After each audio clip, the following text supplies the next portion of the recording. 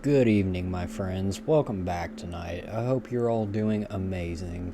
And as always, be sure to hit that like and subscribe button and tell me what you think of these videos. I really appreciate your feedback. And I'd love to know where you all are listening from.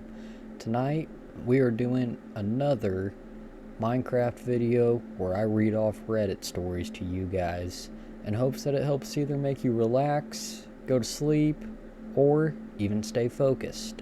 Our first story tonight comes from a subreddit called What is Your Most Up Relationship Story? This one's from 6 years ago, and it goes, I have a gluten allergy. My ex was banging my roommate, and I found out because he had passed out on the couch and I saw his phone light up with her name. So I read the text messages between them.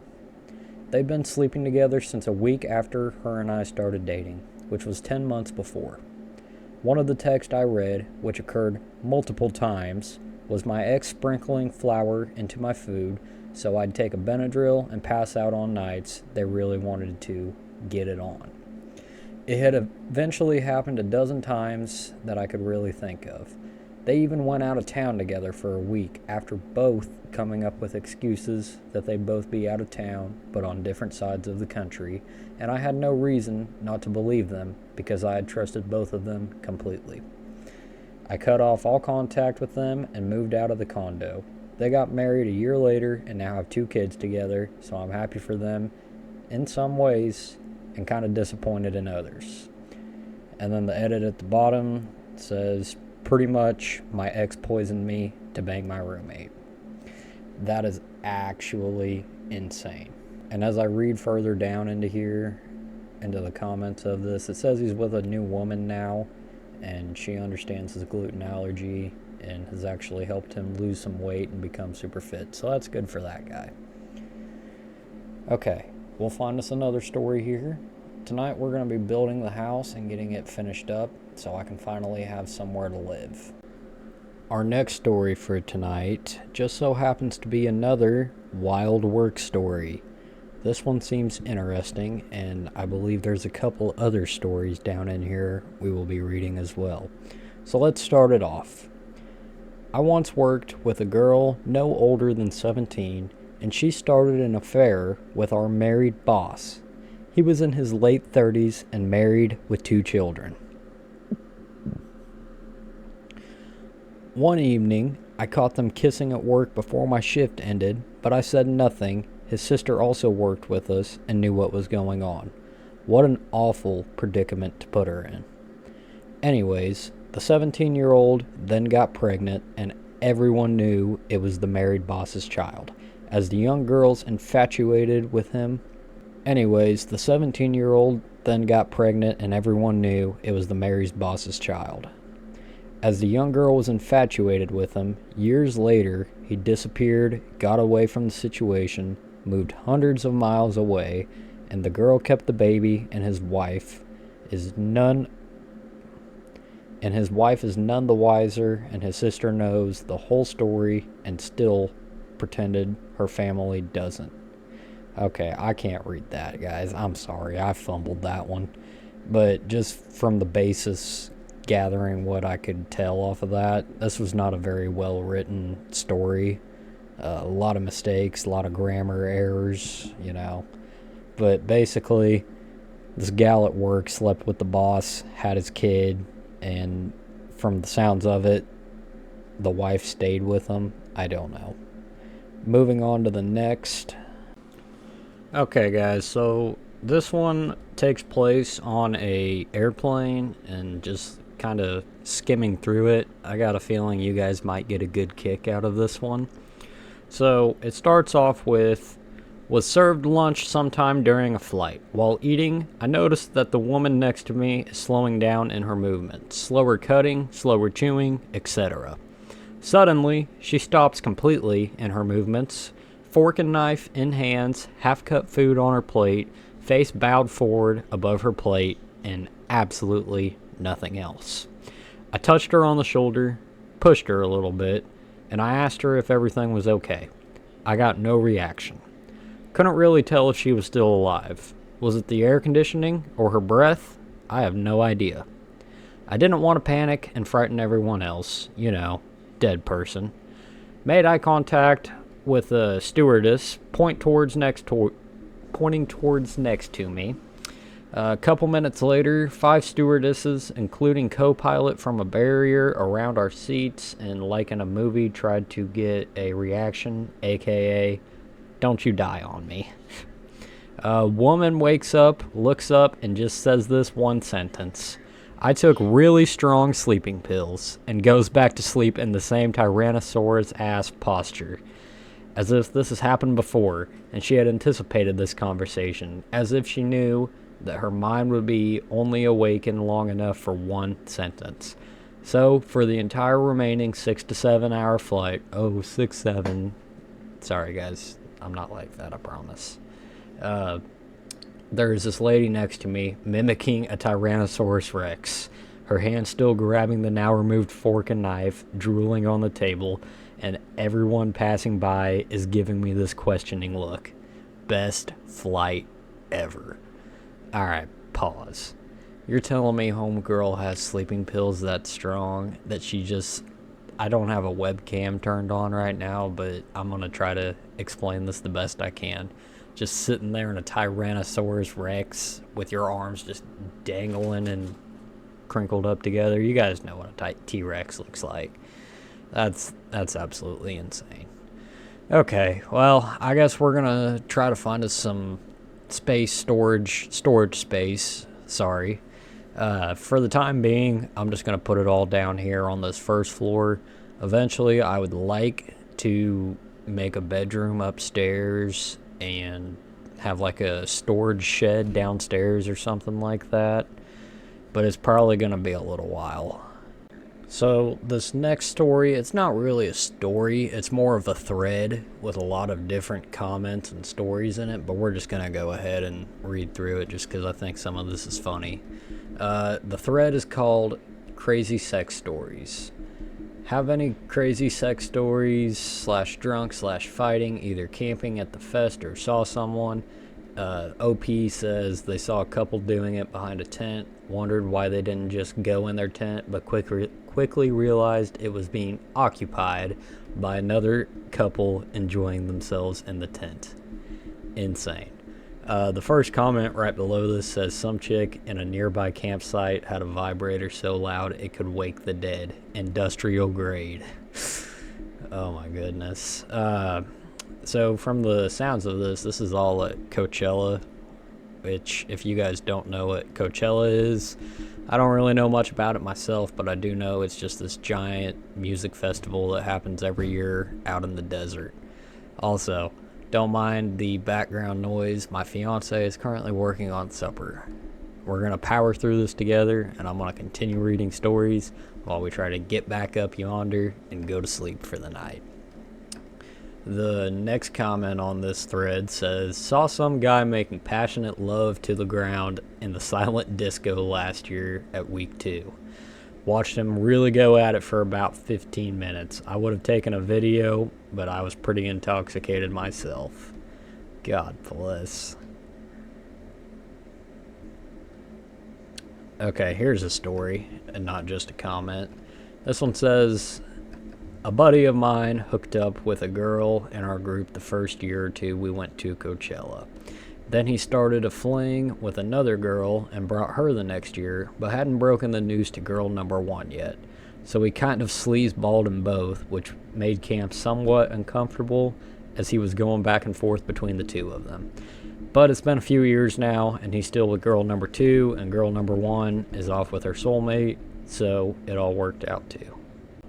I'm just genuinely convinced that Coachella's, like, you want easy love, that's the place to go, because you're bound and determined to find somebody. That's all I see, like, people posting about Coachella. Like, I never actually see anything about the concert itself. I just see people talking about how they hook up with each other on TikTok. Moving on. Okay, this is a very, very long story, so bear with me. I might have some mess-ups trying to read this. This says, it's from 3 years ago, and it's titled, Just Posted About It, but the Worst Date of My Life. Back when I was single and on apps, I matched with this guy and he's super cute. He had a shirtless mirror selfie, which was usually a hard pass for me, but he seemed so sweet and nerdy that I had to talk to him. He tells me how he's really worked on his body because he was heavy growing up and really awkward with women. I was thinking, he doesn't realize he's hot. Anyway, I'm homesick that week and bored, so we message a lot and even FaceTime, and he's quirky but interesting and kind of funny. He seems to be pretty smart. He's working for a biotech firm and applying to PhD programs. He even tells me about how he has a daughter back home in Illinois, that she was the result of a one-night stand with a friend, that the friend didn't tell him and he had a daughter, and the friend did not tell him that he had a daughter until she was 5, and that he barely gets to see her because she's being raised by the mom's friend. Okay, that's actually insane, dude. How are you not gonna tell, like, the person you slept with that you're pregnant with their child until the kid turns 5? That's insane, guys. Anyways, we wanted to meet soon. I disliked talking too much before meeting, but like I said, I was sick. And I agreed to a late movie because it was midweek and neither of us had a ton of time and we talked so much already. I kind of just wanted to be physically in the same room to see if there was any chemistry. We met at the theater, had a couple of drinks at the movie, and it was fine, and I was attracted. Second date is okay, but I'm feeling a little off. Something just feels funny, and I'm thinking this isn't going to be more than a friend's thing. We end up going to his place to watch Blade Runner, and I'm uncomfortable within the first couple of minutes. His apartment has weird vibes, like super disorganized, and he's hung an old beach towel on the wall as a decoration. We sit down and start the movie, and I'm getting more and more uneasy. He leans over to kiss me, and I kiss back for a second, but then tell him I'm not ready for that, and can we please slow it down? He says that's fine and stops the movie. I look at him like, and he then proceeds to tell me he's in love with me. He's dumped his longtime fiance, who lives in Illinois, to be with me, and that he would like us to move in together ASAP and try to have a baby. Oh, this just took a 180. Oh my goodness. I think he's joking at first, but quickly realize that he isn't. He asked me if I will say I'm his girlfriend out loud, which I do because I think about true crime I watch and I don't want him to murder me. That's valid. I feel like I show him I'm scared, he's going to freak out. Oh my god. He then asked me if I'm ovulating right now because it turns him on. Bro, what is this guy on? The only ovulating I know is driving in an oval in NASCAR, so that's close enough. We make fast turns and we go left. You know what I'm saying? She then says that I fake a yawn and tell him I'm exhausted and it's a work night and I really want to see him tomorrow. So I'm just going to go home and get some rest. He looks totally crestfallen but says, okay, but before you go, will you do me a favor? At that point, I think I'm about to be murdered. I say, what is it? He asked, will you stand in front of a mirror with me so I can see how beautiful we look together? Absolutely terrified at this point. I walk toward his room, stupidly, but I'm just trying to placate him because my gut feeling was that he was most likely not a murderer, just insane. We walk into his room, and it is a disaster, in all caps. Piles and piles of clothes everywhere. We stand in front of the mirror briefly, and then I say I really have to go. I grab my bag and refuse his offer to walk me to my car. Then I straight up run to my car. I got home and checked my phone, and there were several video texts of him touching himself, which were absolutely horrifying. I still shudder thinking of them. I now realize that the reason he isn't in his daughter's life is probably because the mother realized he was disturbed and she had a very good reason to keep him in the dark.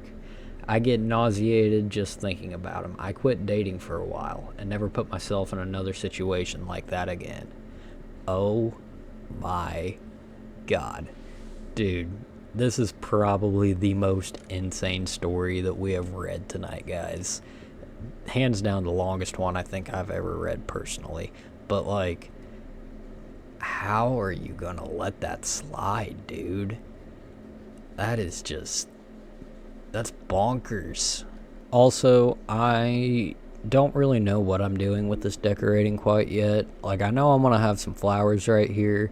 I don't really know why I think it's a good idea, but I'm gonna put a infinite water source here on the back side of my house. And I think for the other decorations out front, I think I want to put a little like wheat garden, but I don't know. I'm probably just gonna end up putting a slab right over here in the middle, because I tried putting it under this leaf plant, oak leaf that I placed. Sorry, I'm having an aneurysm right now. But I think I'd be better off just putting a slab out in the middle of the garden here. Oh, I found some iron. Wow, there's iron right under the house. Anyways, we're going to finish it off with one more story for the night. And before I even get into this, please let me know if you guys enjoy these videos. This is the second time I've done this now. And if you want me to continue this series, please feel free to hit the like and subscribe button. That shows me all kinds of support, and it shows me that you guys actually enjoy the stuff that I post. So for our last story tonight, it's under the same thread, just a different story. When I was 12, I was walking to school, and behind me there was a priest who seemed to be walking with a kid a few years younger than me. He dropped the kid off at my school and started hacking at a toonie, a Canadian $2 coin, okay, that was stuck in the ice. I wasn't allowed to go inside yet since I was a few minutes early, so I just looked at the toonie and wondered if he would get it out. Then he looked up at me, made a joke about how I was never going to get it out, and then walked up to me, punched me in the gut, and then left. What? I was wearing a winter coat, so it didn't hurt that much, but it was still pretty creepy.